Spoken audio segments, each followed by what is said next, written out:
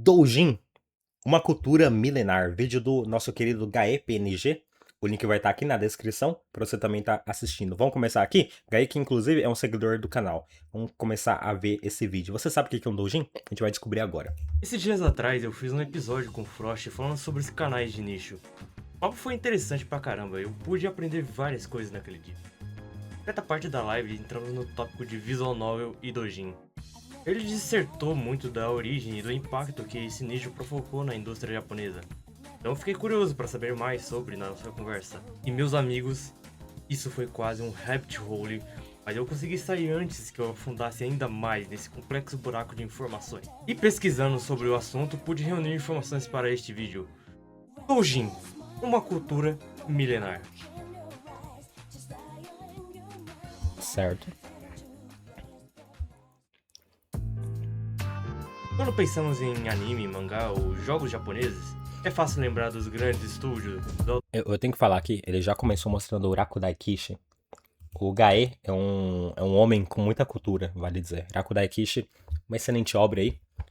Um romance muito bacana de ação. Pensamos em anime, mangá ou jogos japoneses, é fácil lembrar dos grandes estúdios, dos autores renomados e das franquias mundialmente famosas, ou da putaria que é o Japão. Mas isso também entra na conversa.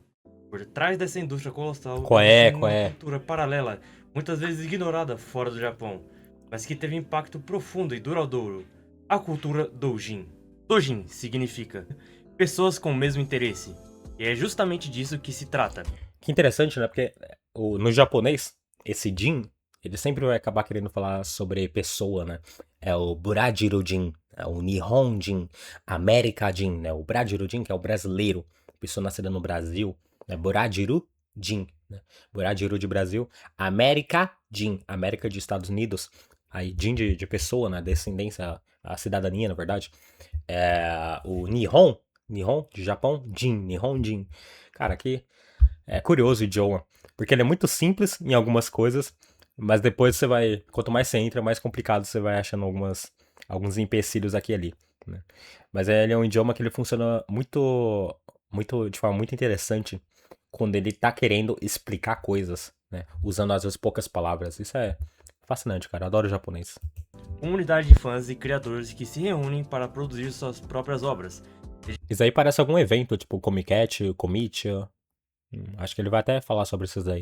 De diversas formas, seja revistas, mangás, música ou até mesmo jogos completos. Esse movimento se manifesta. Você sabia? A maioria das pessoas pensa em doujin e pensa em hentai, né, dos mangás eróticos. Mas o doujin, ele simplesmente vai querer, o doujinshi, na verdade, ele vai querer falar sobre algo feito de maneira amadora, né? Amadora não no sentido pejorativo, amador no sentido de não foi feito com uma forma profissional de produção, né? É uma forma, às vezes, que uma pessoa criou sozinha, né? Por exemplo, o jogo de Touhou, que é uma série que começou com um homem só fazendo, e é uma das obras ah, que conquistou o Japão afora, né? Touhou aqui, ó. Deixa eu mostrar pra vocês. Touhou Project. Foi criado por uma pessoa só, né? O Zum-san. Ele basicamente criou um doujinshi. Só que em formato de um jogo, né? Ele criou tudo, personagem, música, né? O level design. E lá no Japão ocorre muito disso daí. É uma coisa bem interessante. Essa criação de doujinshis. Se não me engano, até Fate, cara. Fate, que é uma visual novel de décadas, começou como doujinshi. Aí eu teria que esperar alguém confirmar. Principalmente através dos doujinshi, publicações independentes que podem ser tanto paródias de obras famosas, tanto histórias completamente originais, mais do que simples fanzines aqui do ocidente. O doujin se tornou um verdadeiro espaço criativo. Foi nesse espaço que muitos artistas hoje consagrados deram seus primeiros passos. Autores como Clamp, Ken Akamatsu, Fumiko Takahashi e até grupos se tornaram gigantes do mercado, como a Type Moon de Fate Stay Night. Aí, ó, falei. Inclusive, tem muitos autores de mangás muito populares que começaram com doujinshi eróticos, né? O ilustrador de Shokugeki no Soma, Esqueci. É Saiki alguma coisa. Shokugeki no Soma. É o Saiki Sensei. Esqueci o nome dele. Shun Saiki. O Shun Saiki, ele criava. Antes de Shokugeki no Soma, ele criava doujinshis eróticos, cara. O Nanashi. É o Nagatoro Nanashi. Nanashi, ele desenhava também doujinshis eróticos. Se não me engano, ele fez um da Nagatoro. Eu posso estar errado agora, certo? Mas ele fazia antes de criar Nagatoro. O autor de o Tsugumomo é o Yoshikado. Yoshikadzu. O Yoshikadzu, ele criava também doujinshis, inclusive o mangá de Tsugumomo, ele teve primeiras versões usando aqueles mesmos personagens de forma erótica, né? Claro, o mangá em si ele tem muito erotismo, mas ele começou de uma forma erótica na sacanagem mesmo, né? Como um doujinshi erótico ali. Então muitos desses autores populares hoje em dia começaram dessa forma, porque o Japão, ele tem um mercado próprio, cara. Isso aqui é loucura, eles têm um ecossistema para isso. Um ecossistema onde até mesmo autores independentes eles conseguem sobreviver sem a necessidade gigante ali de uma editora por trás, né? O que é muito bacana. A gente já viu até casos aqui no canal onde teve um artista da Shonen Jump, né, que foi o autor do mangá cancelado de Ghost Time Paradox, não, é Ghostwriter Time Paradox mangá. O autor, o ilustrador, se não me engano, né, do mangá de Time Paradox Ghostwriter, ele parou de fazer mangá para a editora por um tempo e ele fez uma série de doujinshis eróticos netorari, né? Ou seja, de um gênero de traição, e vendeu muito mais do que o mangá dele na Jump, mas tipo muito mais mesmo. Era coisa de milhões de dólares que ele tinha feito ali, certo? Então a galera realmente no Japão, os mangakas realmente são muito adoradores, né? E produtores desse círculo de criação. Nasceram nesse ambiente amador, mas extremamente fértil para jovens testarem do que eram capazes.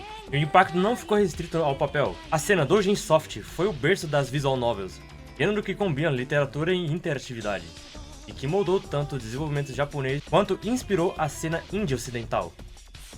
Obras como Kanon, Clannad, Umineko e Higurashi começaram círculos independentes antes de se tornarem fenômenos. Obras que inclusive ganharam anime, né? O Shikari até comentou, Yoshikazu desenha bem. O Chuni falou, a fanbase de Touhou é uma das comunidades mais fiéis, e é verdade. Isso internacionalmente. O fã fiel americano e o fã fiel japonês, eles são muito parecidos, cara. Que loucura. Eles são todos muito parecidos. Eu li a novela de Rokudashi e acho ela muito bem escrita. Achei acima da média de outras novelas que eu vi. É, cara. Loucura, loucura demais. Cara, não sei vocês, mas ver toda essa lore do Japão me fez ficar tão agoniado porque eu queria tudo isso no Brasil. Acontece. Culturais. Falar sobre cultura doujin é, portanto, falar sobre liberdade criativa que permite que fãs transformassem em autores e que amadores impulsionassem revoluções inteiras na mídia japonesa. Esse espaço paralelo ajudou a reinventar a forma como se consome e até cria arte no Japão e como ele continua a influenciar artistas no mundo todo.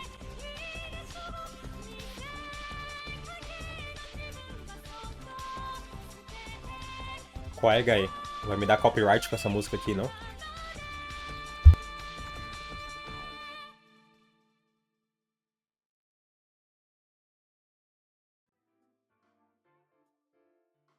Para compreender a fundo a cultura doujin, é essencial primeiro Ó, entender pessoal, sua eu aumentei um pouco o volume aqui, usei um filtro. Acredito que vai estar melhor pra ouvir agora. Vamos ver. terminologia, refletindo a maneira como os japoneses organizam e expandem essa tradição criativa. Aprender etimologia, o significado das palavras, é essencial para nos tornarmos mais sábios. Dentro dessa lógica existem ramificações importantes. H-doujin, ou hentai doujin, designado Também chamado de Ero mangá, no caso Ero Doujin, né? Os mangás eróticos de Doujin aí. Aí vai ver aqui no Brasil, em contrapartida, tem muito obstáculo impedindo esse tipo de cenário florescer. Tudo caro, muita burocracia, pois é. Cara, olha que loucura. quem produz mangá doujin lá no Japão consegue tá fazendo pelo serviço de print on demand, né? Você imprime apenas quando você tem aquela demanda pela sua obra sendo publicada, sendo vendida, sendo comprada, enfim, ou até para levar para eventos. Tudo isso funcionando com o ecossistema todo já pronto para você, né? Por exemplo, o Eu de Tênis, a Gigi e o Paulo, a dupla brasileira aqui, que já participou do Komicha, um evento japonês onde tem muito doujin, pessoal que faz doujins, eles já falaram em live que é surreal. A galera lá, eles têm um sistema de que, pô, eles têm certeza a partir do que eles acabam assinando, de que quando eles chegarem no local do evento, vai ter já transportado para eles as cópias do que eles acabaram querendo vender ali, e já vai ter transportado para eles, né? Vai ter tudo a localização, os lugares já organizados para eles se sentarem, com um bloquinho, né? Com um número encaixando, com um mapa para as pessoas identificarem onde eles estão. Então, é um ecossistema todo para venda. É uma venda que funciona muito bem lá, cara. Aqui, tem coisas parecidas? Tem. Mas não chega ao ponto desse nível que tem lá. Aqui o pessoal, ele tem que ser muito mais varejista. O autor tem que ser muito mais varejista. Ele tem que ir buscando sozinho, com afinco, né? Ir atrás de gráficas. Lá, você manda, por exemplo, pelo Pixiv e apenas quando o seu leitor comprar aquela obra que você desenhou, vai ser imprimida e vai ser enviada pelo próprio sistema do Pixiv Factory, né? Que acaba fazendo esse envio para você. E ele só cobra uma taxinha. Cara, insano, velho. Pior que é muito insano isso. É por isso mesmo que a gente tinha a chance de passar a forma cultural atrás. Hoje em dia já passou a chance. Pois é, pior que eu também concordo, Tini. De ter nesse nível japonês, a gente já passou a chance. Agora é contramedida. Agora é criar coisa que vai ter outro resultado, vai ser diferente, cara. Daqui pra frente vai ser diferente. Para as próximas décadas, né? Mas pelo menos tem que fazer alguma coisa, não pode ficar sem fazer nada. Por isso que eventos como o Comic Market Brasil são tão importantes. Pensar que o Brasil já teve diálogo do Maurício com Tezuka, imagina se o mercado de mangá crescesse aqui com o auxílio nipônico. Exato, se tivesse começado lá atrás, a gente já poderia ter um mercado de quadrinhos e cena indie forte hoje em dia. Agora a janela passou. Cara, mais ou menos. Tipo, a janela passou de termos em 2025 o que a gente poderia ter parecido com o Japão, né? Esse cenário passou mesmo. Agora, existe como você construir um cenário a partir daqui? Com certeza existe. Mas eu só acho bom falar que ele não vai ser exatamente como o pessoal espera quando ele se compara com o mercado japonês, certo? Não vai ser. Tipo, até por questão cultural. A gente vai ter um mercado no Brasil, mas pela cultura, pela forma que a burocracia aqui funciona, ele vai ser completamente diferente, certo? Mas aí é ruim. Mais ou menos, porque ao menos é alguma coisa, né? Ao menos é melhor do que não ter um mercado. Mas vamos continuar aqui. Para os doujinshi de conteúdo sexual explícito, o que muitas vezes se torna porta de entrada para artistas experimentarem técnicas e estilos antes de migrarem para obras comerciais. Embora polêmico, esse subsetor é Qual é? Qual é, velho? parte inegável da cultura doujin, responsável por movimentar grande parte do mercado em eventos como a Comic Cat. Muitas pessoas que não vão a fundo no assunto acreditam que doujin e doujinshi é sempre referenciado a um conteúdo sexual. A abertura do Comic Cat número 59, em dezembro de 2020, em Tóquio, no Japão. Esse foi o ano que eu nasci, velho. O mês que eu nasci, inclusive. Caralho. Olha como é que tava. Mesmo não estando completamente errado, é um erro colocar todos na mesma prateleira. Círculos, ou sakura, são os grupos de autores e artistas que produzem juntos cada círculo. Funciona quase como uma marca independente. Linda escrita. É como se fosse, né? O Circle é como se fosse um, um estúdio mais informal que a galera faz. Muitos autores fazem lá no Japão. Pra acabar tendo mais facilidade quando eles querem acabar vendendo coisa, por exemplo, no Comic Cat, no Comitia. Porque assim eles conseguem comprar cadeira mais facilmente. Eles conseguem ali tá fazendo um marketing colaborativo, criar antologias colaborativas também, né? Às vezes eles conseguem criar suas próprias revistas, entre aspas, assim, né? Em que cada um vai ter uma obra ali sendo colocado. É uma coisa bem inteligente que a galera de lá faz, inclusive. É algo que seria bacana a gente ver começando no Ocidente também. A gente até tem. A gente tem grupos que estão se movimentando na Europa de forma um pouco parecida, mas ainda não tá tão semelhante assim.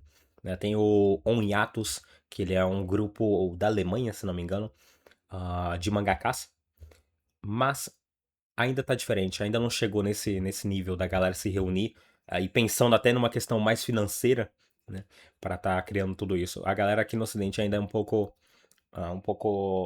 fechada comercialmente nesse sentido. Escritores, desenhistas e programadores, ou até músicos, em torno de um projeto em comum. É nesses círculos que nasce a colaboração criativa que sustenta a cena. Por fim, é impossível falar de terminologia sem mencionar a Comic Cat, Comic Market, o maior evento. Agora você sabe de onde que saiu o CMB, Comic Market Brasil, né? E não, eles não têm qualquer ligação com o Comic Market japonês. É só o nome mesmo, certo? Só o nome. Mas olha o tamanho desse evento, rapaziada. Olha o tamanho desse local. Cada uma dessas mesinhas aqui, ó. Cadê, ó? Cada uma dessas mesinhas vai ter autores vendendo merchandise, vendendo suas obras. Isso é louco, cara. De doujinshi do mundo, realizando 2 vezes por ano em Tóquio. Ele reúne mais de 500 mil de pessoas, entre criadores e fãs, e se tornou seu principal palco de divulgação e circulação de obras. Para muitos artistas, estar presente na Comic Cat Olha, significa que não apenas expor seu trabalho, mas também se inserir oficialmente na tradição. Assim, cada termo desse universo, doujin, doujinshi, doujinshi soft, h-doujin e círculos, compõem um vocabulário que ajuda a entender como os japoneses transformaram as criatividades amadoras em um verdadeiro movimento, e vai muito além de simples fanworks ou indie. É verdade. É bem diferente de indie, quando a gente para pra pensar. O indie,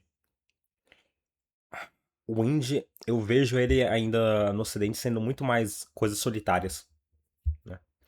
O Japão, ele é tão colaborativo das pessoas, né? Tão pensando no coletivo, que até mesmo na questão de criação de coisa independente, o pessoal acaba se misturando muito, velho, pra fazer essas produções.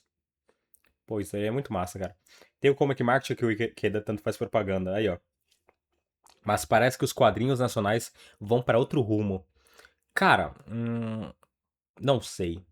Hoje em dia, o Schreiber, tem uma coisa interessante no Brasil que é os quadrinhos que estão ganhando atenção, eles estão recebendo a chamada a partir do termo mangá.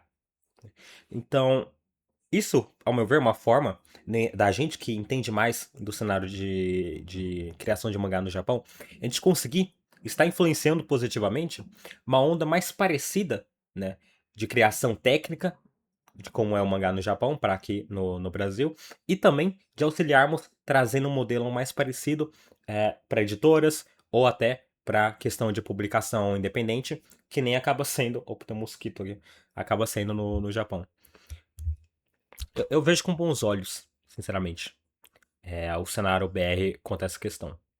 Foda que isso é algo geracional e que leva tempo, com certeza. Não duvido que nós vamos ter um cenário de quadrinhos manga forte no Brasil. Só acho que já vou ter cabelo branco quando isso estiver acontecendo.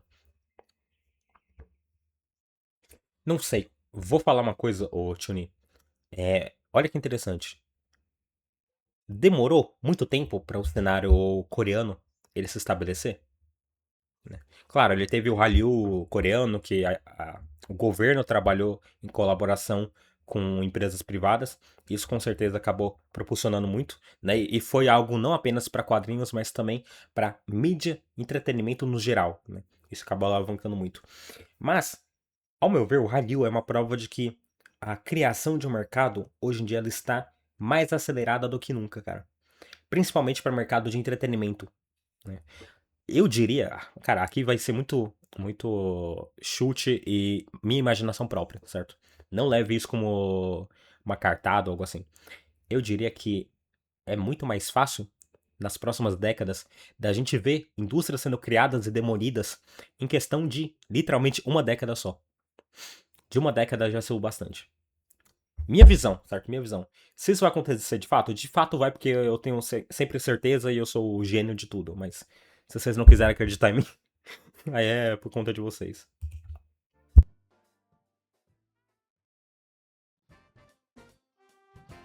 Para entender a história do Doujin, é preciso olhar além do século XX.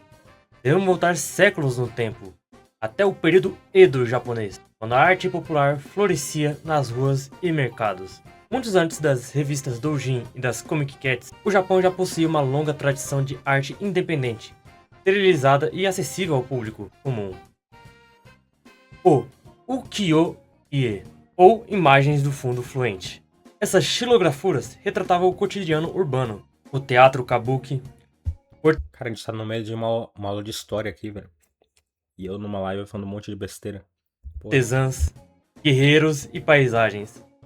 E eram produzidos em ateliês coletivos, quase como os círculos do doujin de hoje. Os artistas criavam, os gravadores imprimiam, vendedores distribuíam.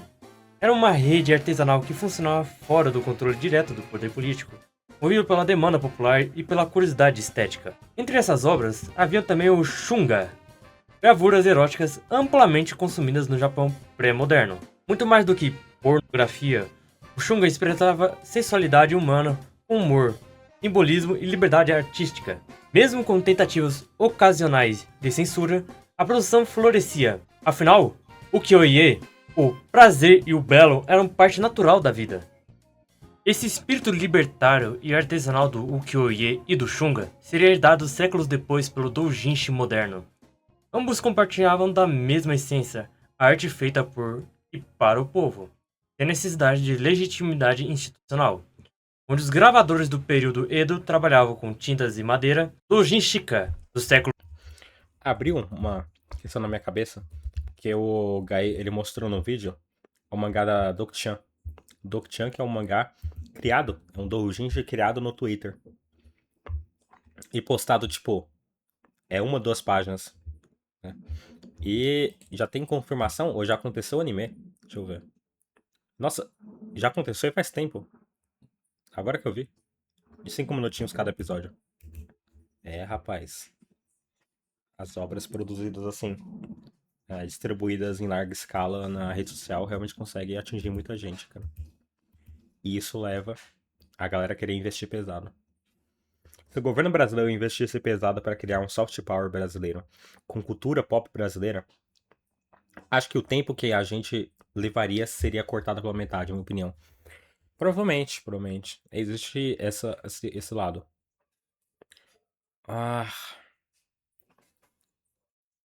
É. Nossa, mas é porque eu vejo que pro resto da cultura brasileira que é exportada hoje em dia, é muito diferente da cultura de quadrinhos. Se fosse, por exemplo, cara, é tipo aquelas imagens que você vê, Rio de Janeiro 2025 versus Rio de Janeiro 1940, com o pessoal usando roupa formal e todo mundo bonito, né? Então, pô, é muito diferente, cara. Nossa, é foda. Boa noite! Como é que você tá, Thiago? Vai ter a música comum e Walter a música S Gourmet.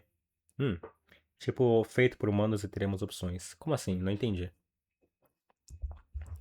Deixa eu voltar aqui. No 20, usariam canetas, fotocopiadoras e impressoras. Mas a motivação é a mesma, expressar livremente o desejo de imaginação, humor e sem pedir permissão. Em outras palavras, o doujinshi é herdeiro natural da arte popular japonesa. A continuação daquilo que o ukiyo-e começou. A trajetória do doujin nasce na virada moderna do Japão, em 1874. A revista Meiroku Zashi serviu como pioneira ao cristalizar a ideia de publicações feitas por grupos de afinidade. O início do que mais tarde chamaríamos de doujinshi. Em 1885, Karakuta Bunko, fundada por Osashi Koyo e Yamada Binho, leva esse espírito para a ficção, acolhendo romances e dando fôlego para os jovens autores. No início do período Showa, os doujins se tornaram porta-voz de uma juventude criativa e ajudam a consolidar o Shishosetsu. No pós-guerra, esse papel muda para revistas literárias. Cara, eu tô me sentindo mais inteligente, rapaziada. Ouvindo isso. Tô me sentindo mais inteligente. Thiago Tchê, de boas, Tchê. De boas, pô. Comerciais como Gunzo e Bungakukai, com exceção longevamente resistente de Aí, Zé, eu acho que esse react vai ser rápido mesmo, cara. Porque passou 8 minutos, 25 minutos de gravação, cara. É porque não tem Então, muito o que mano, comentar. Não, então, é porque ele tá dando todas as informações. Você É, só tá repassando aí. exato, exato, é. Eu tô meio perdido aqui, não sei o que comentar também sobre isso. Vamos ver o que vai ter mais. Keishuto. Ainda assim, certos formatos amadores, como revistas de Haikai e Tanka, seguem vivos até hoje. No pós-guerra, artistas como Shotaro Ishimori Agora sim, a gente tem que ver após a bomba ter caído no Japão. É onde a parada fica interessante pra nós, autores de mangá. e Fujio organizaram círculos de mangá, coletivos que funcionam ao mesmo tempo como laboratório estético e rampa de lançamento profissional. Ao longo das décadas de 1960 e início dos anos 70, os círculos migraram para clubes escolares e espaços comunitários, preparando um terreno para um marco que mudaria tudo, a Comic Cat. Em dezembro de 1975, acontece o primeiro Comic Market. Caraca! 75 faz 50 anos, cara. 50 anos que esse evento ocorre, galera. Nossa, é muito tempo, cara. Muito tempo, velho. Um evento já tem tanto tempo assim. Um evento de artistas voltado pro público direto. Caramba. Que legal, cara. Olha que legal. Fala, Ghost, como é que você tá, meu querido? Com apenas 32 ciclos e cerca de 600 participantes. O evento cresce de forma vertiginosa. Menos de 10 mil em 1982 para mais de 100 mil a partir de 1989. E hoje, meio milhão a cada edição de verão e inverno em Tóquio. Comic Cat virou o tronco de ecossistema doujinshi, um lugar onde fãs e criadores trocam e vendem. Cara, rapaziada, o Comic Market Brasil aparentemente passou de 2 mil ingressos vendidos, né? Já que ele foi confirmado a continuação. Então, o local que tava lá, o CMB já tava lotado pra andar, cara. Tava lotado pra andar. Nos 2 dias. Imagina um evento desse, cara. 500 mil pessoas a gente tá falando. Puta merda, velho. Nossa, é muita gente, cara. É muita gente. Claro, não vai estar todo mundo ao mesmo tempo, né? Mas é muita gente, pô. É muita gente. Testam ideias à escala de um festival nacional, quase um Matsuri enorme. Os avanços da fotocopia Matsuri, que no caso é um festival, galera. nos anos 1970 baratearam a produção e ampliaram o alcance. Nos anos 80, a pauta editorial muda, de obras majoritariamente originais para paródias e releituras de séries populares, muitas vezes explorando relações entre os personagens além do cânone, tipo fanfic. Olha que legal. Então, a partir mais ou menos dos anos 80, começou, já que o mercado padrão com editoras estava tendo obras de sucesso, começou a ter nesses eventos mangás e outras produções independentes que foram feitas utilizando-se da propriedade intelectual dessas editoras, dessas obras famosas.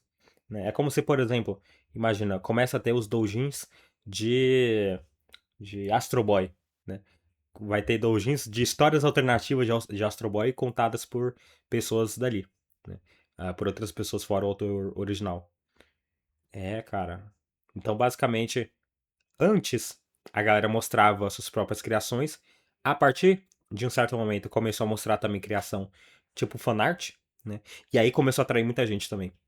Por quê? Porque o público também quer ver muita coisa criada a partir de obra de outras pessoas, a partir de outras EPs, de outras propriedades intelectuais. Um pouco interessante, cara. Fique podre, natural para a cultura de fã. Esse desvio coincide com a ascensão meteórica da Comic Cat, que passa a concentrar o grosso da circulação. A expansão também traz fricções. Em 1991, a venda varejista de doujinshi Lodicon resulta na prisão de gerentes de lojas, um sinal de que fora do ambiente de evento, a tolerância é menor. Em paralelo, consolida.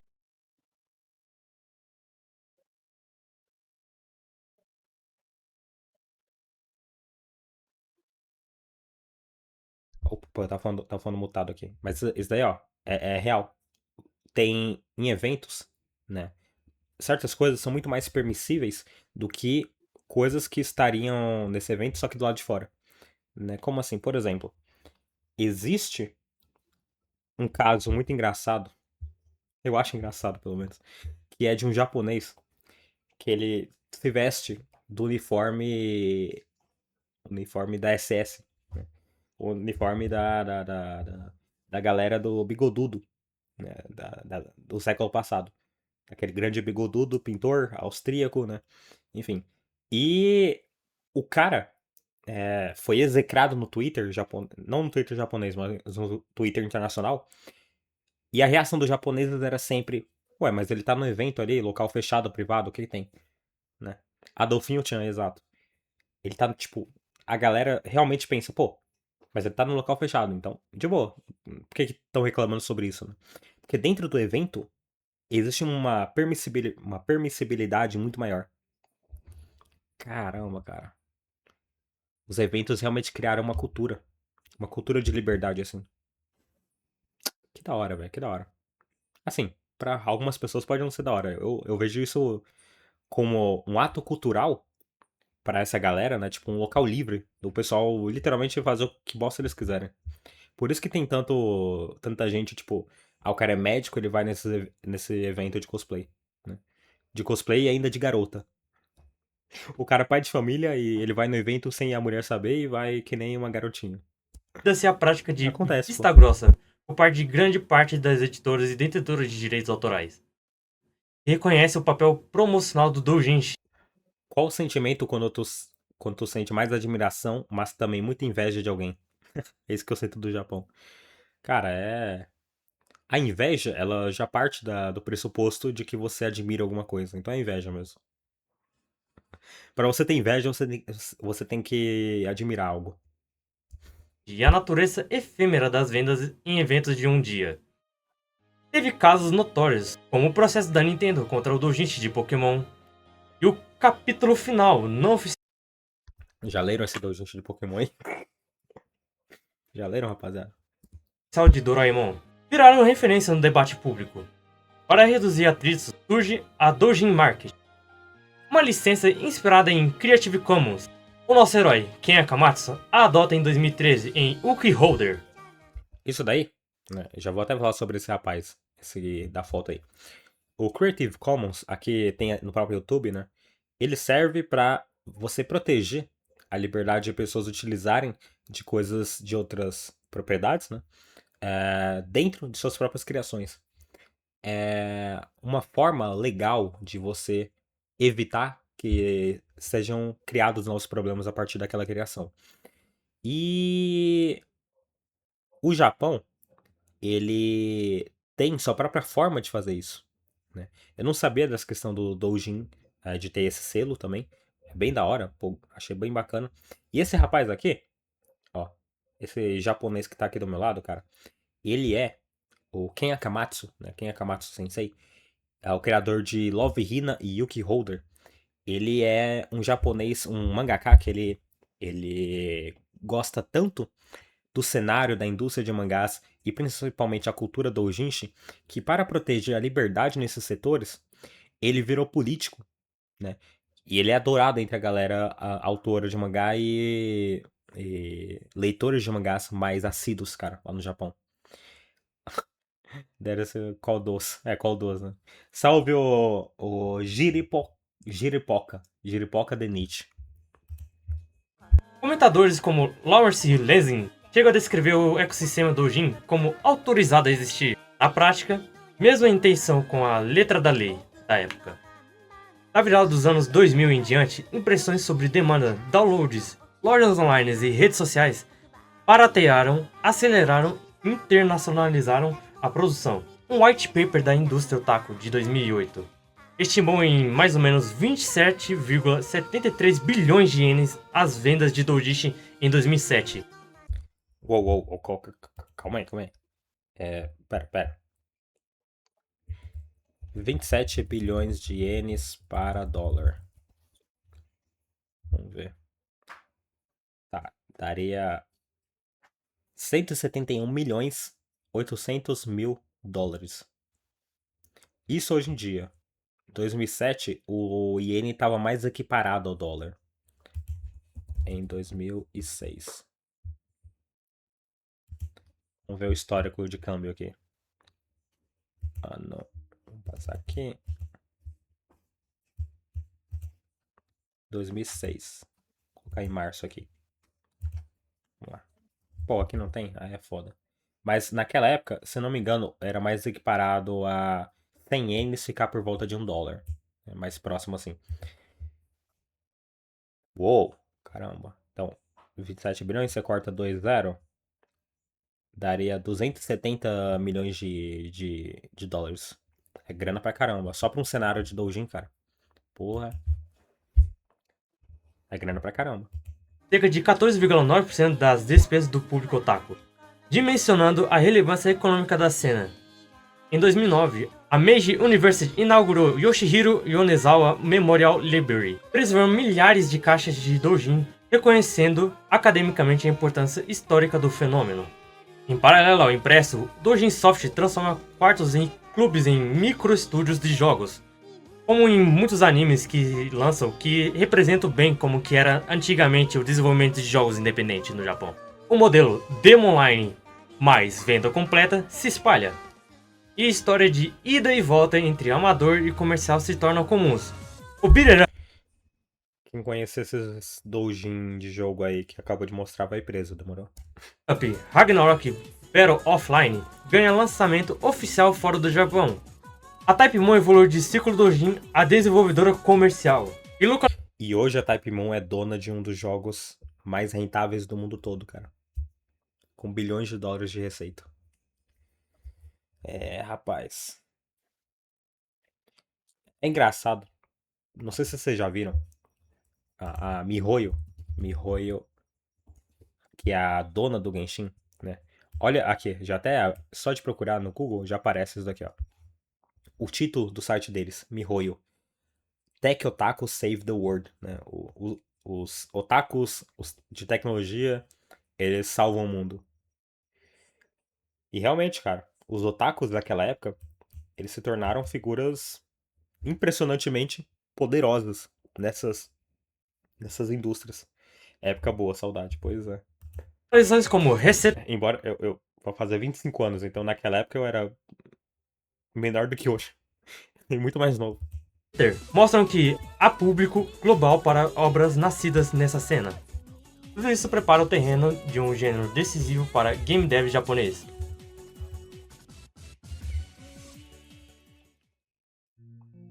Na produção dos jogos, começaram mais ou menos assim.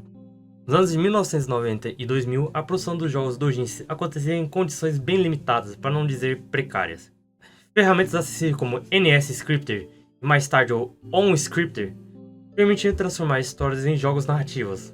A estética era marcada por menus simples, artes estáticas e música MIDI. Muitas vezes os caras tiravam fotos de locais reais, porque não conseguiam fazer os cenários. Ou até mesmo tentavam emular traços de outras obras, como o Inchisuke Hime original, que tentou emular o traço de Evangelho. Ainda assim, Caraca, verdade, o suficiente não para criar experiências narrativas poderosas. Muito juvenil, dependendo do seu nível de tato para roteiro de iniciantes. A Vocês gostam, rapaziada, dessas gurias de olho gigante dos anos 2000? Eu adoro, cara, na moral. Você gosta, Zé? Mais ou menos. Não curto muito, não, sendo bem sério. Pô, eu Tem adoro, seu cara. valor, vai. Não vou menosprezar também.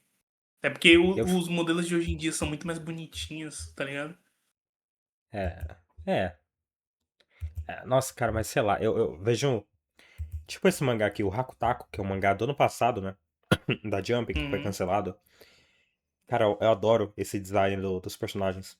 É algo muito 2000 pra mim. Nossa, é muito lindo, velho, meu Deus. Eu acho muito lindo. Pena que foi cancelado, mas o mangá também era uma bosta, mas... Caraca, velho. Tu Eu acha queria que é muito que essa 2000? estética voltasse. Hum? Tu acha que é muito 2000? Pra mim é bem tipo, por volta de 2005 até 2010 pra mim. Eu acho que tem uma mescla aí, tá ligado? Hum. Do atual com o antigo, de fato. Ah, Não provavelmente acho que é os autores tão dos assim, eles têm 2000. que mesclar, né? Aham. Uhum. É, pra passar Porque na editora assim. os designs antigos, mano, é um olhão, tipo assim, que cobre a cara É, é. quase toda. Não, aqui, deixa eu até colocar no vídeo. A Rosas. guria aqui Muito desenhando juvenil. essa Sayuri. Porra, pelo amor de Deus. Mas eu adoro, cara. Acho muito, muito fofo. Não é algo que eu faria. Mas sabe, pô, você tem coisa que você faria e coisa que você gosta. Isso aqui é o que eu Sim, gosto. sim. Foi logo na época que a internet banda larga ficou acessível no Brasil. Descobrir esse universo foi como entrar numa outra realidade. Pô, que da hora, cara. Na época que eu tinha um PC nessa época, né, lá para os anos 2000 até 2010, que meus pais tinham me dado, o Windows, era um Windows XP e um PC da Positivo, né? Eu pulei depois do XP pro 8. Então, foi uma fase ali que, infelizmente, eu não tava com acesso à internet por muitos anos, por eu ter descoberto mais cedo essa, essa cultura, cara. Eu peguei as sobras dela, né? A partir dos anos de 2010. Peguei um pouco das sobras dela. Dependendo do seu nível de dado para roteiro de iniciantes. A distribuição seguia a lógica de comunidade. Os criadores lançavam demos gratuitos na internet e vendiam as versões completas em CDs durante as conversões, como a Comic Cat. Esse modo Cara, essas visual novels são muito lindas, cara. Meu Deus do céu. Ah, mas olha essa, olha essa boca aí, ô Ikedo. Vou falar que isso é bonito, sim, é lindo, cara. Pelo amor de Deus. modelo era, ao mesmo tempo, acessível e intimista. Quem comprava um jogo do Jin sentia que estava apoiando diretamente o criador. Foi nesse conselho que a Seven Aquela guria parecia de Onichichi. Porra. Expansion lançaram Higurashi no Naku Koroni, e que a Type Moon mudou para sempre a cena do Jin com o lançamento de Tsukihime em 2000. A trajetória da Type Moon é a referência do poder transformador da cultura do Jin na vida de iniciantes e entusiastas. O ciclo começou pequeno, formado por Kinoko Naso, o roteirista, e Takahashi Takeuchi, o ilustrador. Cara, hoje em dia, a Type Moon tem uma gama tão alta de ilustradores, cara, pra fazer os personagens. Eles têm, tipo, eles pegam pessoal de outros estúdios também e acabam puxando pra si pra fazer eventuais character designs. Eles já pegaram até o cara lá de Danganronpa. Pô, eu O seu acho da primeiro hora. grande sucesso foi Tsukihime. Sabe, aquele bagulho bem Shunibyo, era assim que os caras escreviam antigamente. Esse sucesso pavimentou o caminho para Fate Stay Night de 2004. O jogo que consolidou a Type Moon como estúdio comercial. Mais do que um jogo, Fate se tornou um fenômeno, adaptando em animes, mangás e light novels, e até jogos para consoles e celulares, que sinceramente é questionável. Lave sua boca antes de falar dos jogos mobile da Type Moon, ô Guy. Mas, enfim. Cara, Fate mudou a história, velho. Pior que Fate mudou a história do mercado de anime e mangá pra sempre. Mercado de anime, mangá e visual novel. Pra sempre, cara, pra sempre. Caraca. Cara, não tem comparação essa obra, o que ela acabou causando na indústria, para criações inspiradas nela, ou até mesmo para a forma que as pessoas se moviam para criar coisas parecidas com objetivo financeiro. E principalmente, cara, as vendas de Fate Stay Night, da visual novel original, cara, deixa eu até ver quanto que tá hoje em dia. Sabe o que é Fate. engraçado? Ah, Eu conheci Fate com anime de culinária ah, deles. tô ligado. Qual que é? Pior que eu gostei, sabia? Eu queria uma temporada nova. Aqui é no Switch, deixa eu ver. Eu quero ver em todos. Aqui de 100 mil vendas, mas daqui é o remaster.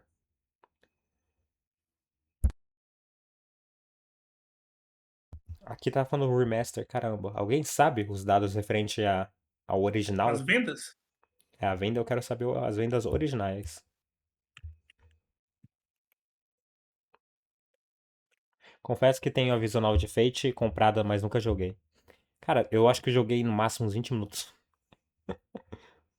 Visual novel pra mim, eu vejo muito mais graça na criação dela do que na gameplay, do que jogando.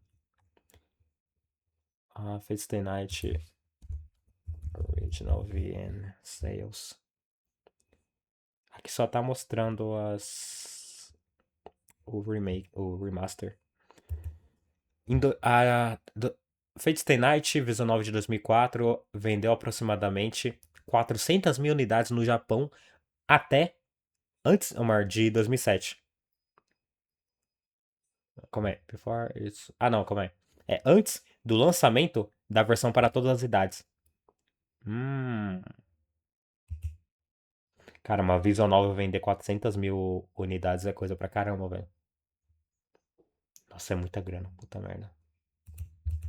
É O muita impacto grana. foi tão grande que inspirou outros criadores a acreditar que era possível sair do amadorismo e alcançar relevância global. Muitos ciclos que surgiram depois tinham o objetivo de criar o próximo Fate. Não necessariamente em temática, mas em ambição.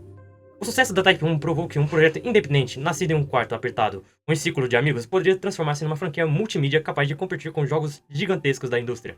Esse é o ciclo. Com a cria, da cria que vira autor, o autor que inspira novos fãs. E assim continua. É o coração da cultura, doujin. Cada obra publicada, seja um mangá de paródia, uma visual novel original, funciona como um convite à experimentação. Círculos menores olham para grandes casos de sucesso e perguntam: e se eu também contasse minha história? E assim, a produção de doujin continua a se renovar. Não é apenas um mercado alternativo, mas uma tradição criativa que oferece espaço para o risco, para o erro e para a inovação. Algo que muitas vezes o mainstream não permite.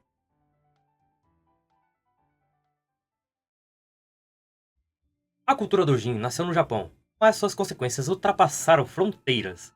O movimento criativo restrito a círculos de fãs em Tóquio acabou servindo de inspiração para o cenário independente mundial. Ainda que cada cultura tenha desenvolvido o seu próprio caminho. No Ocidente, a figura do criador independente se consolidou como o indie, especialmente no mundo dos games. Porém, há diferença essencial entre indie e doujin. Enquanto no Japão a produção amadora se consolidou em torno de ciclos comunitários e eventos como a Comic Cat, no Ocidente o indie estruturou em torno de pequenos estúdios e da relação direta com o mercado digital.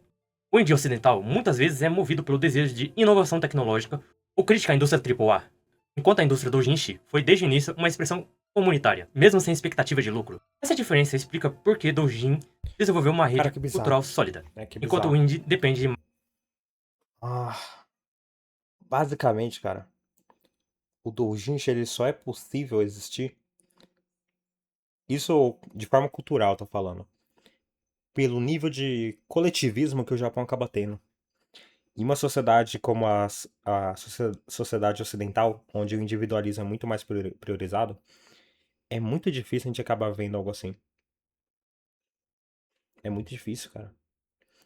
Realmente, cada cenário consegue ser criado ali a partir da maneira que é possível. A partir da situação que todo mundo tá. Cara, coisa de maluco, velho. Não dá, não dá. Não existe uma forma de algo que acontece no Japão acontecer da mesma forma aqui. Pô, isso aqui é muito maluco, velho. Então seria correto dizer que doujin é arte e não produto? Não, porque também é produto, né? Ele falou que nem sempre é... Calma aí, deixa eu até voltar aqui. Pra não falar bosta. A diferença explica por que doujin desde o início uma expressão comunitária, mesmo sem expectativa de lucro. Essa diferença Mesmo sem expectativa de lucro, né? Não quer dizer que todos os doujinshi são feitos sem expectativa de lucro. Até porque, a partir do momento que o pessoal foi ofertar numa Comic Cat da vida, ali já existe a expectativa de lucro, tá ligado? Mas também era possível acabar se criando sem essa expectativa. Só que a diferença é que não iria ser colocado nesses meios, né? explica por que doujin desenvolveu uma rede cultural sólida, enquanto o indie depende de mais plataformas de distribuição. Principalmente agora que estamos numa onda de censura por causa de empresas de cartão de crédito com seu falso moralismo e certos apoio político. Nos anos de 1990 e 2000, a chegada dos doujin games ao ocidente de forma que todos nós conhecemos por meio da pirataria e através de traduções por fãs. Das visual novels já citadas circulavam em patches feitos por voluntários que queriam espalhar essa história para além do Japão. Essas traduções criaram comunidades apaixonadas e acabaram funcionando como sementes para o cenário próprio no ocidente. Com o tempo, não só os fãs jogavam e traziam visual novels, como também passaram a criar suas próprias obras, Mas é o Futaba. inspiradas pelo modelo japonês. Exemplos notáveis incluem Katawa Shoujo, criado por um Katawa Shoujo, Katawa Shoujo é interessante, né? Katawa Shoujo é uma visual novel bem interessante. Basicamente é uma visual novel sobre garotas deficientes. E como que você vai tentar pegar elas. Ciclo internacional de fãs a partir de uma ideia compartilhada em um fórum, inspirado no estilo de visual novel japonês.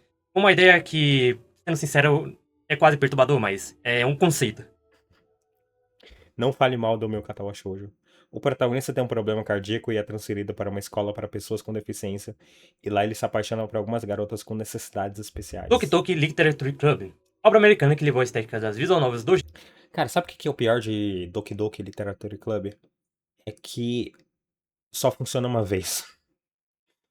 Isso é muito bom, mas é muito ruim também, cara. Porque a partir do momento que você entende como que ele funciona, entende a pegadinha dele, você não vai ter a mesma experiência. Ele é uma experiência única. Isso é meio frustrante, sinceramente. a um novo público global, misturando romance escolar com horror psicológico.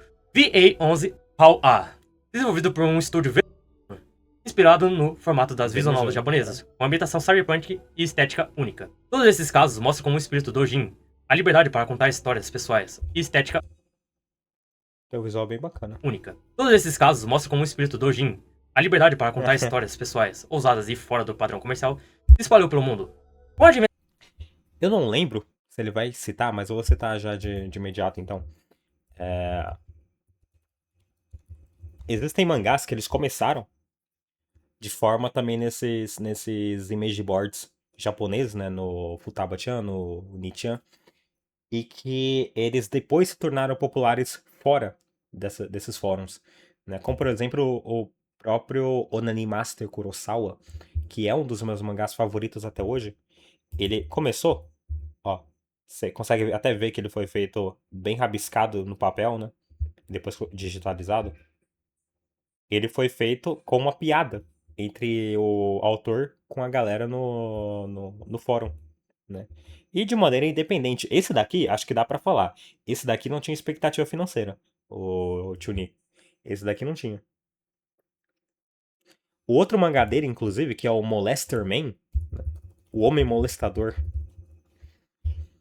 também foi um mangá que começou dessa maneira, cara. E aqui ó, Chikan Otoko. Eu acabei de abrir esse mangá, literal, conheci ele há 5 minutos atrás. Aí, ó, Shira. Cara, pior, leia tudo, Shira. É bem legal, bem legal. O Chikan Otoko também começou dessa forma, e é do mesmo autor. Ó. Aqui, ó.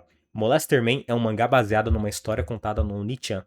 Não sabe o que é isso? Segue abaixo uma explicação, né? E fala sobre o Nichan, que é tipo o 4chan, só que o original, né? O japonês.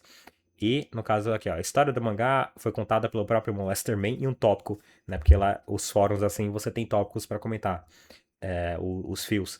Aí você, no caso, o autor, ele pegou essa história e transformou em um web mangá feito ali pra a galera interna, né? Aí, ó. Olha o amadorismo, assim, nesse quesito, né? Inclusive, isso aqui tá com muito problema. Muito problema. Quando a gente tenta analisar o mangá em si. Muita coisa nem faz sentido, mas foi algo que foi criado naquela época pra atingir os usuários, né? Não foi nem com o objetivo de sair vendendo aquilo. Foi feito com piada, cara. Isso aqui que é muito engraçado. O cara fez isso com piada. Ai, cara. Olha esse tanto de diálogo, cara. Meu Deus do céu. Pior que é verdade. Eu tive muita sorte que eu fui jogar sem saber nada, pensando que era um dating simulator. Pois é. Cara. Infelizmente, Doki Doki só dá pra ter uma experiência. E se estragarem sua experiência, contando o que acontece, contando sobre a questão da Mônica, contando sobre a Sayuri, cara, contando como que funciona a questão dos dados que são pegos ali, sua experiência nunca vai existir, cara. Vai ter sido arruinada logo de primeira. Dentro da Steam Greenlight e do Tech.io, a barreira entre Doujin e Indie começou a se diluir. Jogos japoneses que nascem como Doujin passaram a ser oficialmente lançados no ocidente, como Hester, a Item Shops Tale ou La Mulana. Isso fez com que o público ocidental não só consumisse essas obras, mas também passasse a enxergar o valor do experimental e do autor amador. Aqui. Passasse a enxergar o valor do experimental e do autor amador. Hoje, o impacto global da cultura doujin pode ser visto na forma como narrativas interativas, visual novel e até fangames deixaram de ser coisas de nicho, em parte, para se tornarem parte integral da cultura gamer. Mas ainda falta muito para este nicho crescer. Na minha conversa com o Frost, ficou claro que o público de VNs ainda é muito elitizado. Cara, o tanto que esse Gaê já me falou desse Frost, eu preciso ver alguma coisa desse cara, pelo amor de Deus. Tu conhece esse cara, esse tal de Frost? O cara ficou falando umas 10 vezes pra eu ver essa entrevista. Pô, preciso ver, cara. Pior que acho que minha ex-mulher também passou alguma coisa falando, eu assisto esse cara, não sei o quê. Eu fiquei, porra, cara, quem que é esse maluco? Por que que ele tá aparecendo tanto na minha vida? Enfim, só queria trazer esse comentário aqui, porque esse cara tá aparecendo toda hora pra mim. Por ser, claro, ser muito carregado de texto e informação, e pelas faltas de traduções. E no ocidente, sabemos bem como o Japão gosta de não exportar suas pérolas. Muitos entusiastas não têm pra onde correr e acabam aprendendo japonês só pra poder consumir esta forma de mídia. Já que Uma muitas boa, traduções inclusive, e localizações aprender não japonês seguem assim. certas piadas, certos conceitos que só existem na língua japonesa. Isso é algo incrível. Antes nós tínhamos que pegar dicionários em inglês para passar de fase para outra. Essas mesmas pessoas vão atrás de aprender japonês só para não ficar de fora. Isso é muito bom para você que quer aprender japonês e se juntar a esse grupo de entusiastas.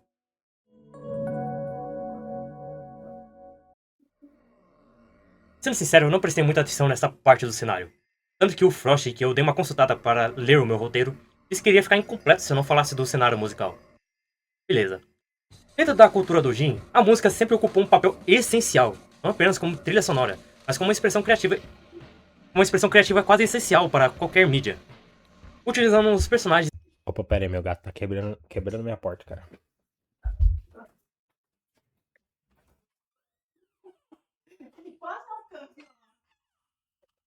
Você é maluco, né, gato? Pelo amor de Deus. Esse gato é maluco. Vamos lá. das suas obras favoritas como plano de fundo ou letras inteiras sobre a obra, assim como o mangá Olha, eu sim sou hater. Que doideira, eu jurava que tu conhecia o Frost. Cara, cala a boca, pelo amor de Deus, o que tá acontecendo? e o game doujin. A música japonesa cresceu à margem da indústria tradicional. Nos anos 2000, esse cenário Cara, eu acho muito maluco como que o cenário musical japonês tem um puto envolvimento com o cenário de anime e também o cenário de mangá.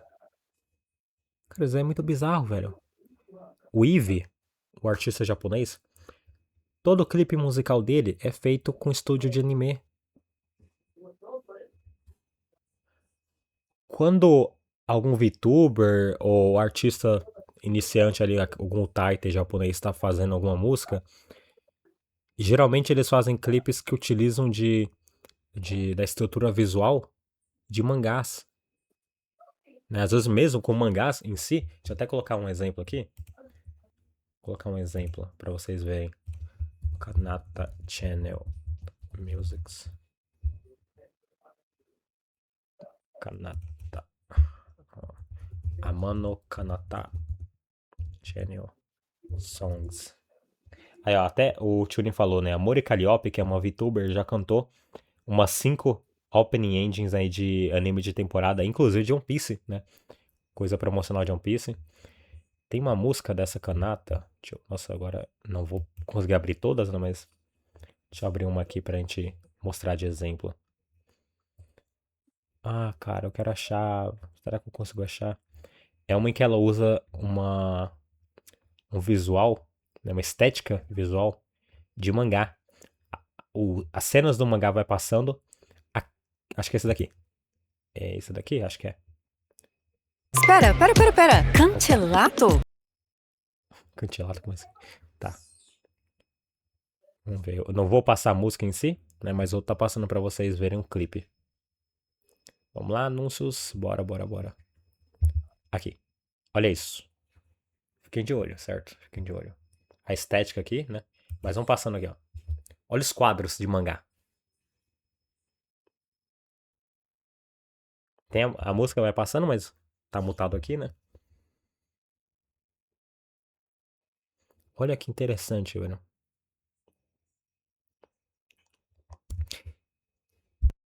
aqui eu deixo a pergunta pra vocês.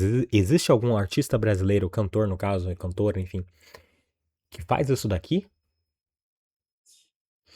Eu realmente tô perguntando, é pergunta honesta. Até depois como vai sair isso daqui em vídeo, eu quero que a galera responda, cara. Existe algum cantor, alguma cantora que produz algo assim, velho? É maluco. Imagina a gente ter algo assim no Brasil. Pô, seria um sonho, cara. Isso daqui é um abraço à estética, galera. Isso daqui é um abraço. É a estética fazendo parte, né? A estética de mangá fazendo parte da vida das pessoas. O Japão não é apenas um mangá, não é apenas popular porque ele vende.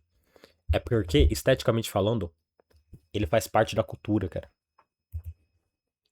Olha isso. E você vê que, ó, aqui tem cor, né? Sei lá, eu sou daltônico, não sei que cor é essa. Mas você vê que a tendência das páginas, dos quadros aqui, é manter algo mais próximo do monocromático. Não tá exatamente monocromático, mas está próximo do que a gente acaba vendo pra mangás. Tem uma outra dela, inclusive, que usa mais ainda de quadros de mangá. Ou é da. Nossa, ou é da Watame? Watame Songs. Vamos ver. Eu lembro que tem alguma outra guria da Hololive que tem alguma música cheia dessas animações envolvendo mangá.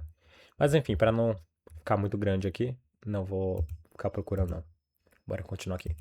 Explodiu graças à internet e se tornou o principal vitrine para obras sonoras feitas em casa. Plataformas como Nico Nico Douga e YouTube serviu como ponto de encontro entre músicos, animadores e fãs. Conhece ambiente que nasceram verdadeiros marcos da internet digital japonesa. E dois nomes se destacam como pilares dessa revolução: Touhou Project e Umineko no Naku Koro ni. Cara, o Touhou é insano, né, velho? Ah, o impacto cultural de Touhou é o tipo de impacto cultural que a maioria das pessoas nunca vai saber que existiu, porque é muito algo que é comentado por fãs fanáticos, né? Fãs fanáticos, exatamente isso. Mas que para a população em geral eles não vão notar.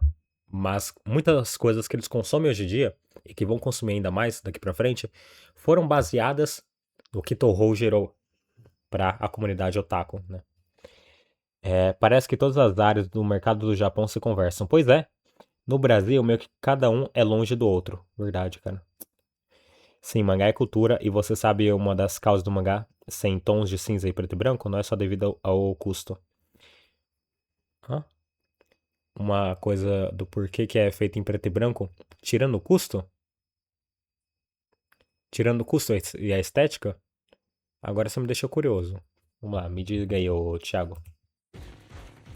O Touhou Project, criado aqui inteiramente por uma outra pessoa, o Zoom, não se tornou um fenômeno apenas por seus jogos de tiro, mas por seu universo musical vasto e memorável. Cada jogo trazia uma trilha sonora composta por Zoom, misturando jazz, rock, folk japonês e sintetizadores. Essas músicas, muitas vezes mais famosas do que os próprios jogos, se tornaram base para uma explosão criativa. Centenas de ciclos doujin começaram a remixar, reinterpretar e cantar as faixas originais de Touhou, criando um ecossistema musical sem precedentes. Surgiram selos inteiros dedicados a rearranjos doujin, como Austromeria Records, Wist New Sound e Suifruit, e Eco Create, e transformaram temas de jogos em álbuns completos, explorando o gênero que é do trance e drum bass ao vocaloid e metal sinfônico. Essa onda culminou em um dos maiores símbolos da internet japonesa e mundial, Bad Apple. Cara, Bad Apple talvez seja uma das coisas mais. Uma das trends japonesas mais bizarras. Eu não consigo imaginar o porquê que isso dura até hoje, na moral. É o tipo de coisa que eu entendo fazer sucesso no lançamento, em alguns anos assim. Mas até a grande popularização da internet, até depois disso, cara. Caralho.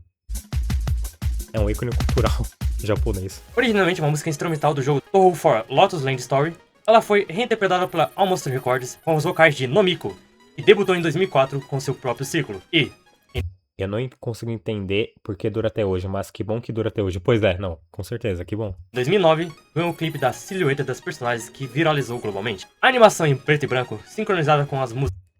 Cara, 2009, velho. Já faz 16 anos isso. Puta merda, puta merda. Aqui no ocidente, pro público que fala inglês, tem o Ricky Roll, né, que é Aquele Never gonna give you up, never gonna let you cry, algo assim. E é um símbolo memético, né, da cultura. Mas pro Japão, talvez o Bad Apple seja o equivalente a isso. Talvez. Dramaticidade. Segundo alguns estudiosos, cor é igual a informação, deixando tudo mais fácil para o leitor. Mas o mangá quer que você seja livre para sentir a história. Então ele tira as cores. Entendi. A dubladora da Shantae já fez um cover de Bad Apple, muito bom. Cara, Bad Apple, pior que é uma música muito boa, cara.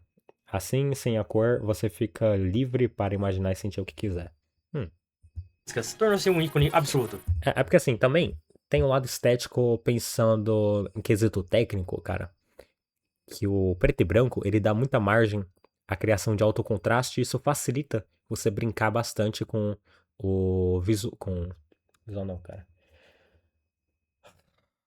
Com a narrativa em si das páginas, das spreads, né? Tem uma frase do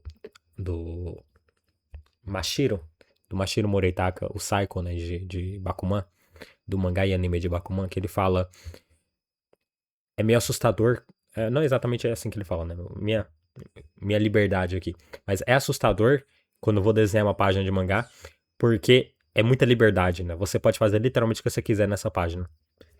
É espaço infinito pra você fazer infinitas coisas. Tem aquele vídeo incrível dos fãs de Toho animando o Bad Apple no R-Place, no W-Place, enquanto os canadenses se matam pra desenhar a folha da bandeira do Canadá. Ô, louco. Depois eu procuro aí. Representando a fusão perfeita entre som, imagem, foi um marco na história da internet japonesa. Mas enquanto o Toho representava o experimental e o dançante, o Mineko trouxe o poder emocional e narrativo da música do Jin. Produzido pela Savage Expansion, o jogo usava faixas compostas por vários artistas independentes, como Dai, ZTS, Freeholder, Lucky Gurinki, que criaram uma trilha sonora complexa cinematográfica, alternando entre o erudito e o eletrônico e o coral. A música de Mineko não era apenas um plano de ela guiava o tom da narrativa, marcava as reviravoltas e expressava as emoções dos personagens. Faixas como Borderland Dominator, Golden Slaughter e Hope se tornaram emblemáticas e foram amplamente remixadas e interpretadas por fãs, reforçando a ideia de que o som, com certeza, é mais impactante do que um visual bonito. Esses dois nomes, Toho e o Mineko, consolidaram uma nova forma de expressão. A música Dojin, ela deu origem a bandas virtuais, colaborações entre animadores, compositores e até a popularização de tecnologias como Vocaloid, que permitiu a criação de músicas completas com voz. Cara, eu vou falar uma coisa aqui pra vocês. Eu tô com uma vontade do ano que vem pegar um mês inteiro. Não exatamente um mês inteiro, porque tem que trabalhar, né? Mas pegar um mês assim e botar umas horas pra eu focar em tentar aprender a mexer com o Taloid e Vocaloid pra tentar fazer algumas criações musicais com isso, cara. Eu sei mexer um pouco aqui ali no FL Studio, eu não entendo nada de teoria musical, mas eu adoraria fazer uns testes com isso, só com o objetivo final de criar um clipe que nem aquele que eu mostrei pra vocês, de utilizando da forma visual dos mangás pra se contar uma história musical ali. Eu acho isso muito da hora, cara. Muito, muito da hora. E eu acredito que é uma forma, inclusive, de você fazer uma divulgação de alguma coisa própria sua, né? Seja um mangá próprio, ou seja, enfim, um universo que você queira criar ali. Acho muito interessante, cara. Talvez usar a voz da Teto, ou da própria Miko, né? Tem a Gumi. A Gumi é de graça, se não me engano, né? A voz dela. Inclusive, é uma das principais diferenças entre o mangá e comics americana. No comics você ouve a história, no mangá você participa dela. Isso é o Scott McCloud. Eu já mexi muito no FL Studio e Vocaloid também. Eu só mexi no FL Studio. Na época que eu tentava ficar criando beats. Beats estilo de trap. Enquanto eu tava vendo um vídeo da evolução da Miko e outros Vocaloids, eu também senti vontade de aprender. Cara, é muito da hora, né, Hashura? Pô, cara. Pior, vou falar aqui, ó. Vou falar uma coisa. É interessante no sentido... Vamos lá, vou entrar numa pira mental minha. Músicas nesse estilo, né, com o visual nesse estilo, eles te ajudam a propagar cultura. É um grande popularizador de cultura visual por meio de música. Como assim, né? Cara, é só ver o quão incrivelmente popular, na verdade, a Teto, que é uma dessas Vocaloids, né? Aquela de cabelo vermelho, ela ficou nos últimos anos. É surreal, cara. O quanto que essas músicas elas conseguem trazer estética, conseguem trazer dancinha, conseguem trazer, enfim, mudar culturalmente as pessoas de consumirem alguma coisa. Eu acho muito louco isso, cara. Acompanhava muito o canal do PMM. Eu também. Ele tem uns tutoriais bons nisso. Falou, Corona, boa noite. Mas enfim, cara, uma hora eu vou querer estar aprendendo isso daí. Eu acho muito interessante. Sintetizadas. A internet transformou o doujin musical em algo vivo e imutável. Músicas viajavam entre círculos e ganhavam novas versões. Eram animadas, remixadas e republicadas. Cada remix era, em essência, uma obra coletiva. Não, Shoujo Wei, não. Não. Cara, desse daqui morreu. Um testemunho da filosofia doujin, de colaboração e reinvenção. O impacto foi tão grande que, ainda hoje, festivais como Heitai Sei e M3 reúnem milhares de artistas, independentes apenas para trocar e vender suas músicas. O Japão criou, assim, um dos cenários independentes mais ricos do mundo. Obras como Touhou, Umineko, Fate Stay Night e entre outros, não apenas definiram uma geração de jogadores e fãs, mas também abriram caminho para que músicas japonesas, jogos, mangás e outras formas de mídias se tornassem global, atravessando as fronteiras e inspirando criadores no mundo todo. E antes a Comic Cat é o coração do doujin impresso, hoje a internet é o palco de expressão sonora. Doujin, o Echo Band Apple. Tá certo, acho que podemos seguir para a finalização deste vídeo. Tive que cortar uma parte inteira do vídeo, pois iria ficar muito extenso e prolixo. A cultura doujin é a síntese perfeita do espírito criativo japonês, ponto de encontro entre tradição e liberdade. Desde as gravuras do ukiyo-e e o shunga, do período Edo. De onde que é essa trilha sonora que ele tá usando? Eu lembro de algum lugar. Mandei o vídeo dos fãs de Touhou no chat da Cauda Live. Esse vídeo é incrível. Demorou, depois que terminar aqui eu vou ver. Até os doujinshi modernos e os jogos independentes. O Japão sempre cultivou uma arte feita por paixão, nascida do povo para o povo. O doujinshi e o doujin soft mantiveram viva essa herança, transformando amadores em profissionais, fãs em autores e pequenos círculos em grandes estúdios. Foi dessa chama criativa que surgiram obras como Fate Stay Night, Clannad, Higurashi e Umineko. Histórias que mudaram o rumo da animação, dos games e da literatura visual. Além das músicas virais que dominaram a internet. Mais do que um passatempo, o doujin é a prova viva de que a inovação nasce da liberdade. Ele é o motor que continua impulsionando a cultura japonesa. O seu impacto ressoa até o ocidente, inspirando criadores do mundo inteiro a contar suas próprias histórias. Se você gostou desse vídeo sobre a história do doujinshi, deixe o seu like e se inscreva no canal. Comente o que você gostaria para os próximos vídeos, porque aqui prezamos pela liberdade criativa. Boa noite. Cara, surreal, muito bom, cara. Parabéns aí ao nosso querido Gaê. Muito bom, vi em live. Muito bom do vídeo. Cara, mas é isso, pô. A questão dos doujins é interessante. Opa, deixa eu até pegar aqui. É muito interessante pelo lado de que existe no Japão, né, uma forma que tudo acabou trabalhando junto.